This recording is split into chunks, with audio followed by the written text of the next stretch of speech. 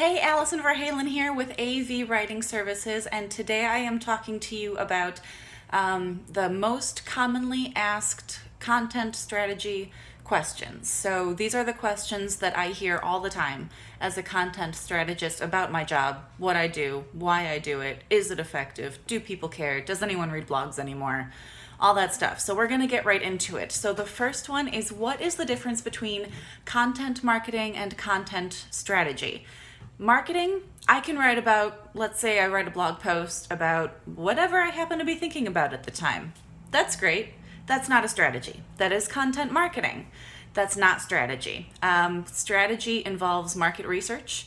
It involves keyword research. It involves making sure that the internet is not already flooded with answers to that question that I'm answering in this blog post. And again, content marketing can be writing a blog post as long or as short as I want it to be. Content strategy is going, these are the keywords that I need, this is what I need to rank for them, this is how long my content needs to be, this is the length of the content that my audience is looking for. They want it to be really in-depth and a really long post, or they just want something short and quick that they can read and then get on with the rest of their day.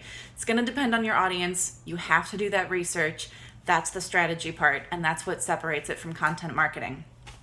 Second one I hear a lot is content strategy worth the investment. More and more companies, especially B2B companies, are investing even more money in content marketing and content strategy than they were the previous years. And it just keeps going up. Every year they keep investing more and more because they see the results and they know how important it is. So content strategy, not only is it worth the investment, but if you don't invest into it, you're going to get left behind by all these people who are investing in their content strategy, who are producing content or paying someone like me to produce the content, and they're putting it out there and they're building on that, because it really does build. If you start, the later you start, the harder it is to rank for that stuff. So get in as early as you can, because if you haven't started yet, you're already behind. Third question, how can I tell if my content strategy is effective? This is another part of the strategy.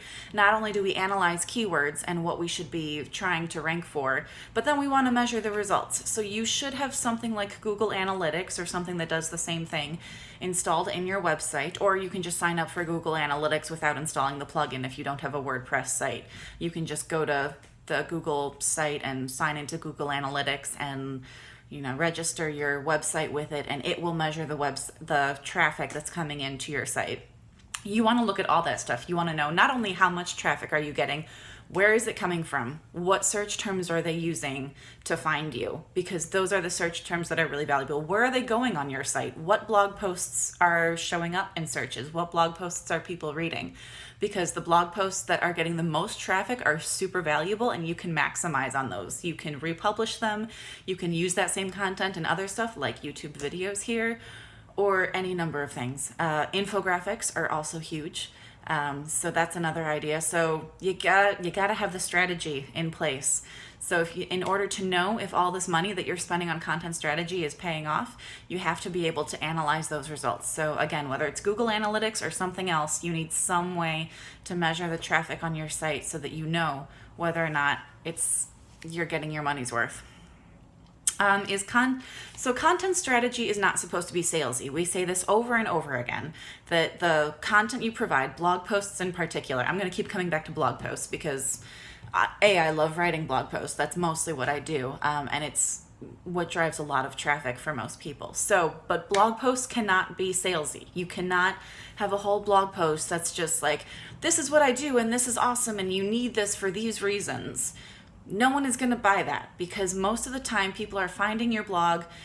It's like an introduction. It's like a first date. It's like going on a first date with someone and saying, you should marry me because of XYZ. That's getting in way too quickly, way too deep. Hold the phone, back it up. Let's get to know each other a little bit first. So everyone recommends, myself included, that your blog posts provide value, that they provide tips. For example, I have a blogging checklist on one of my blog posts. Okay, I don't, not yet, but it is coming, I promise. That's something that someone can use in their own blog, that they can just go through and check off the list and see what they need to do in their blog. And that's super valuable because they can take that information and use it in their blog. And if they see results from that, they're going to know who told them to do that to get those results. And if it gets them the results they want and it gets them more business, and they have so much business that they don't have time to write their blog posts anymore, but they do have the money to invest in content strategy, then they'll hire me. And the same thing works for whatever industry you're in. Always provide value first and foremost. And then at the very end, you can have your call to action that says, by the way, if you need something like this, go to my service, go to this service page, or ask people to sign up for your newsletter. Say, hey, if you want more awesome tips like this, sign up for my newsletter. You'll get these awesome tips every week, every day, every month, however often it is that you post new blog posts. Invite people to keep coming back for more information, because that's building your audience, and that is building loyalty and brand authority, and people will keep coming back, and then they'll know that you are the expert in whatever it is that you do, so that when they need someone who does that, you'll be top of mind for them. Or when they know someone who needs what you do, you'll be top of mind. Never underestimate the power of references. They are hugely valuable. Don't think that you have to convert every single person who comes to your website, because A, that's unrealistic, and B, they might not buy from you, but they might point someone else that they know to your website, to your services or products, and then you can make the sale that way. So always provide value first and foremost. So the question that we get is, if content marketing is not supposed to be salesy, how does it work? That's how it works. It works by reeling them in. Content strategy is a long game. You don't want people to come to your website right away and buy from you right away. Okay, we do want that. In a perfect world, that would be awesome. But that's not how the world works. There are a lot of skeezy people online. And when people first stumble across you, they don't know you. They don't know who you are. They don't know your company. They don't know what's going on. They want to get to know you and know that you really know what you're talking about and that you're selling what you say that you sell before they're going to take that leap and work with you, or before they trust you enough to point someone that they know and love in your direction. So build that relationship, build that trust with your audience, and you'll be golden. Why should I give away my expertise for free? I hear about this a lot. So we just talked about how you have to provide value, provide actionable tips on your blog. People say, well, I spent all this time, all these years, all this hard-earned work building my expertise. Why should I give it away for free? Well, one is most of the time people are not going, first of all, it demonstrates your authority. It demonstrates that you actually know what you talk about. I can say on my website that I'm a great content strategist and I know what I'm doing, but if people don't see things like this, if they don't see all my blog posts talking about all the different aspects of SEO and blogging and content marketing and analysis and keyword analysis and strategy, they don't know that I actually know what I'm talking about. They want to see proof of that before they're going to go ahead and take that leap and buy from you. They have to like you, they have to know you first, and then like you, and then trust you. So you have to build all that up. And part of that is giving away that valuable information. So first of all, you're not giving away all your expertise. There will always be some things that you hold back. And then there's the software. There's a lot of software. There's keyword software. There's topic generation software that I use in my business that someone else is probably not going to invest in, because let's face it, they're not going to use it. And when they see all my tips for all the different kinds of SEO and content strategy and content marketing and blogging tips, et cetera, et cetera, et cetera, they go, that's great. I'm not going to do all those things. It's so overwhelming. So a lot of people will look through all that when they're looking for someone to do their content strategy. They're going to look to make sure that that person really knows what they're talking about. They're going to look to make sure that they've taken the time to build that authority online. And then they're going to go ahead and take the leap and either start working with you, reach out to you, buy your product, buy your services, whatever it is that you want them to take the next step in the funnel. That's when they're going to take it, is after they've seen the proof. So, number 6, what's the most efficient way to use my content marketing to increase my brand authority and awareness? Again, this is when the strategy part comes in, because you want to analyze not only the market, but your audience. where are they hanging out online? Social media is a great example. There are a gazillion social media platforms at this point, and TikTok is a new one that just came up. Should I be on TikTok and LinkedIn and Facebook and Twitter and Pinterest and Snapchat and Instagram? And it's enough to make your head spin. And you could easily spend all day on all of those social medias and not actually produce any content for your blog. So what you need to do is analyze where your target audience is hanging out. What keywords are they searching for? Those are the keywords you need to be using in your content. What social media platforms are they on? Those are the social media platforms that your brand needs to be on in order to get in front of that target audience. So strategy, target, build brand authority and awareness. Where should I look for content marketing topics? So I said at the very beginning that blogging about whatever comes to mind is not a strategy. That's content marketing, which is a good start. It's not a strategy. It's not necessarily going to rank. It's not necessarily going to be the kind of content that your target audience really wants to see. So the way I get topics is a few different ways. Keyword research is a big one. There's a keyword tool that I love using that I'll just, if something comes to mind, I'll put it in and make sure that there's an audience for that, a gap in the content online. I want to make sure that I get a keyword with a fairly high search volume and a low competition rate. Low competition rate means there's not already a lot of content out there on that topic, so it's fairly easy to rank for. So I'm going to check for those things before I write anything. Topic generators are also great. There are a whole bunch of online topic generators that are produced by a few different companies. Those are really good. What else? Talking with your audience. Always, if you can talk directly with your audience and say, hey, what do you guys want to know? What questions do you want answered that you still have not seen answered anywhere? And anytime you do that, anytime you do the talking to a client, talking to a colleague, seeing something online, trending topics are also good. What's trending in your industry right now? My last post was about Google and the latest Google core update. So that was a really big topic that had a high search volume and a fairly low competition rate, and at the same time had content marketers and SEO strategists kind of losing their minds going, oh my God, this is all changing. What are we going to do about it? So that made sense to write about that for my business because it was smacking in what I do every day. So know what's trending and talk to your audience, talk to your colleagues, but also do that keyword research. Anytime you get an idea, just inspiration, just the muse is great too, but don't trust the muse all on its own. Always go back to keyword research and make sure that the market is not already flooded with content about that. SEO, for example, is a keyword that is just, there's so much content out there about SEO, it doesn't make sense for me to try and rank for that keyword. I want to try and rank for something else, something that I actually have a shot at ranking.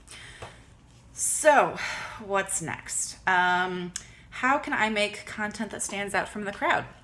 You need your own brand voice and tone. You need something that as soon as people see that content, as whether they see it online or they read about it or it's a video or a social media post or whatever, they want to know that comes from you. Anyone who knows you, anyone who has seen a fair amount of your content should know right away that came from you because it sounds like you.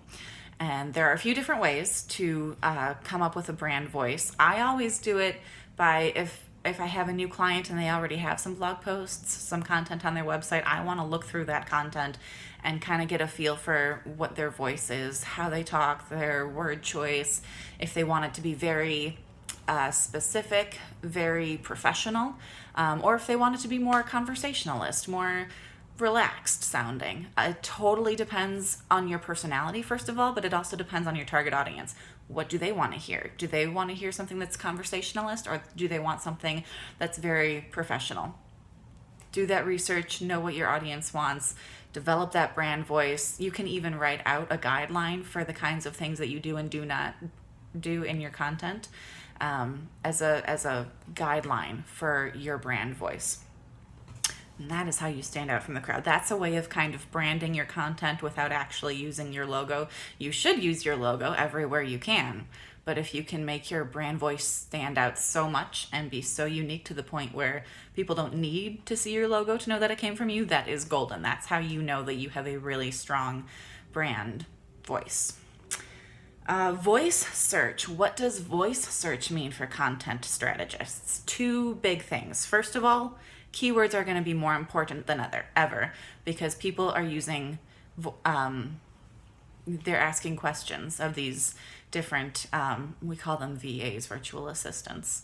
They're asking questions and there are going to be keywords in there, and whatever voice search, whatever VA they're using is going to look for those keywords within the question and look for content online that contains those keywords, and that's going to determine how they find the answer that they point their customers to. The other big thing is, it's a little too soon to call this, but Google might not be on the way down exactly, but I think Bing is on the way up. I think Bing is on the way up to begin with. I think a lot of people are uncomfortable with Google and its practices and the fact that they follow you around online and know every single thing that you're doing. And a lot of people don't like that. So a lot of more people are gravitating towards Bing.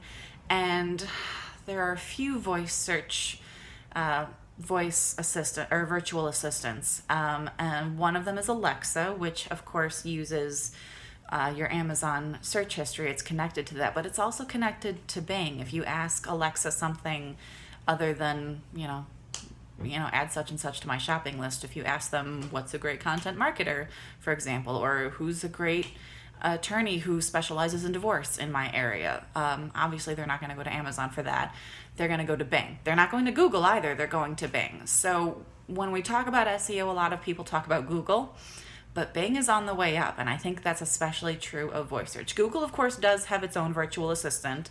We might see that on the rise, and that, of course, does use Google.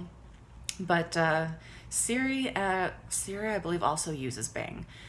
So don't just play by Google's rules. I would say you should, obviously, but also pay attention to what Bing is doing, because there's a chance that a growing amount of your audience is searching through Bing. How can I make content that goes viral? That's kind of hit or miss. There's no tried and true method, I don't think, of truly going viral. It's kind of like getting a lottery ticket. But there are a few key elements that we have noticed that tend to show up in viral content. There's originality. There's humor. There is a connection to a trending topic. So for example, we have a new Star Wars movie coming out in a few months. If you know that your audience loves Star Wars and will be out there opening night to see the new Star Wars movie, if you can somehow relate what you do to Star Wars, that's a really great way to try and make sure that you trend. Making sure that there is a human connection, making sure that it's short also. People tend they're not going to share something that's super long. Again, creating long content on your website can make sense for some audiences, but that's not going to be content that goes viral. It's the kind of content that might become popular within your target audience, which is great, but it's not going to be big enough to go viral. Interactive content is also really great for going viral. Asking quizzes, taking polls of your audience is awesome because that's market research right there. That is you gathering data on your target audience so that you know what content and what products and services you can provide to better serve them. And they love it. They love that you care enough to ask them what they want. So by all means, go ahead and ask them what they want. They're more likely to answer, and then the more people who interact with your poll, the more that boosts your rankings. It's awesome. So make it interactive.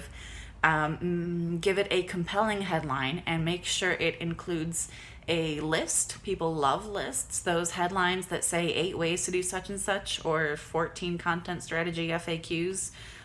Those are very compelling headlines. People are much more likely to click on those. And also make sure that it either has an image or a video. Videos are much more likely to be shared, and images, but videos in particular are really huge. So make videos, and they don't even have to be great. They just have to be human. All those videos that I've seen lately that have gone viral have not been super polished, have not been rehearsed. In fact, I think the best ones are unrehearsed. So just have that camera ready. Finally, what's the difference between audience and traffic? This is where I hesitate to recommend going for viral content, because viral content can get you a lot of traffic, which is great. Is it going to build your audience? Yeah, I mean, I suppose it can if you really do it well, but it's pretty hard to do that. Going viral is a great way to get noticed for a short amount of time. It's hard to leverage that into building your audience. So traffic is the amount of people who come to your website on a given day, week, month, whatever, however you're measuring it. Audience is the people who keep coming back. Those are the people who follow you on social media, who are subscribed to your newsletter, who are following you and keep coming back for more content. Hopefully they're already customers, but they don't necessarily need to be. But if they're already part of your audience, they're more likely to become a customer. So your audience, traffic is great, but the audience is really key. Number 12, how many buyer personas do we need? Again, this depends on your products or services, the size of your company, how many different audiences are you serving. I would say, unless you're targeting one gender for a specific reason, like for example, I'm a member of a couple different women's networking groups. They're obviously not targeting men, but for those of you who are targeting both men and women, I would say have at least one buyer persona per gender. It's a way to try to cover all your bases, and make sure that you cover, a buyer persona is a great way to cover the generalizations in your audience, which is great, but always remember that they're individuals within that generalization, so there are always going to be some gaps in there. There are always going to be some people that you miss who don't fit perfectly into the buyer persona. So by creating 2 or 3 different buyer personas is a great way to make sure that you capture as many people in your target audience as possible. And then next question is how to create content for different audiences. So if you do have multiple personas, how do you create content for different audiences while still maintaining consistency on your website? And not, obviously you shouldn't be targeting totally different audiences. You don't want, like if you're an author, you don't want to target sci-fi and then also target nonfiction, because there's probably not going to be a whole lot of crossover there. Those are 2 very different markets. What you want to do, if you're in this, you've got these different personas for one business, blogging topics are great for that, and blogging categories. What you want to do is have separate categories for your blog. I would say have one category for each product or service that you offer, and then every blog post should link back to that and should go in that same category. So that category is gonna help Google figure out where your content fits and how to analyze, what box to put it in so that they know who to direct to that content. So that's going to help your search engine optimization. And then it's also going to, I completely lost my train of thought. It's going to help you kind of divide it up. So for example, if you have something at the end of your website, that at the end of your blog post that says, if you like this, you should check out these other posts. You should always do that, because that's a great way to keep people on your website.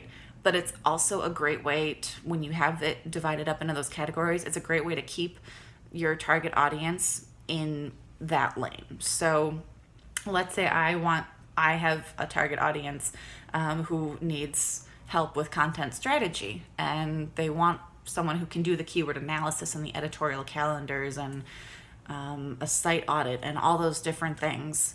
I'm going to create a series of blog posts around that, and it's going to go under the category SEO. So people who see any blog post like that are going to be pointed to more blog posts like that, and will eventually be pointed back to my service page for SEO. And then there are people that I just write blog posts for them.